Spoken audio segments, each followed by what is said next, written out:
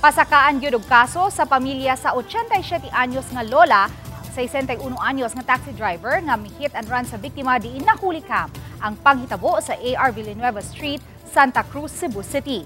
Samtang gibalhin na sa pribadong tambalanan ang biktima tungod sa gimu ni ini nga sakit sa iyang lawas. Ang follow-up report ni Alan Domingo.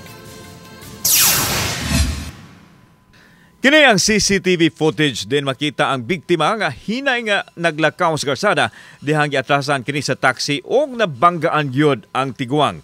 Mikanaog pa ang driver og mibalik og sakay sa taxi dayon biya sa dapit og gipasagdan ang lula nga natumba na sa karsada. Ang silingan sa biktima ang una nakakita nga nagbuyod na sa karsada ang lula og mipaybaw sa pamilya nini. Naibol ko, saan lang nagbuyod ha? Abi ng iro nga re sa lamay mo kung nga iro nakabuhi siguro buhay kong pagtuo pagkita na ko niya uy slurdis mo din Pipila ka oras lang human mahitabo ang hit and run na siko pinagi sa citizen's arrest ang suspitsadong driver nga si Danilo Mirafuentes Villigonzalo.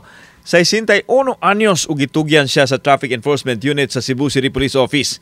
Katarungan sa driver nga wa siya intensyon nga mosibat sa dapit dihang nasayod nga doon na siya nabanggaan tungod kay nahadlok siya nga dapatan sa mga tao sa dapit. Akong ikanaog tan ano ko napla naman lang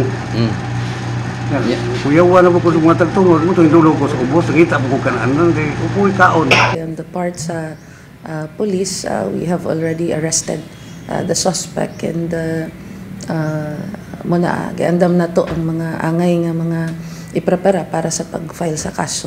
Ang biktima nga si Lourdes Estrilon unang gidala sa publikong tambalanan apan gibalhin kini sa private hospital sa abag usab sa operator sa taxi nga mipasalig nga moabaga sa galastuhan sa panginahanglanon sa tiguang.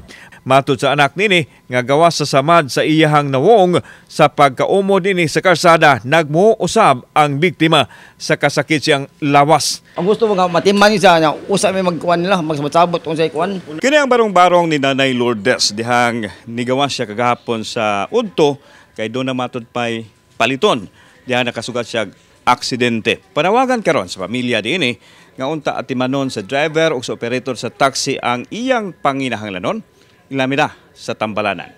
Mapasaylo man sa pamilya ang netabo sa ilang mahal sa kinabuhi, gusto nila nga mahatagan kini og hustisya. Manubag yun siya. Ginanglan yun siya mutubag sa iyang buhat. Kita mo ito maragiro nga gibiyaan. May tatog ka ng iyang giatiman ba? Iyang gidag hospital kay pwede rin tato na mo siya mapasaylo. Giandam na karon sa kapulisan ang kasong reckless imprudence resulting to physical injury. Kauban si Clufer Lumayag, ako si Alan Domingo. Balitang Bisdak.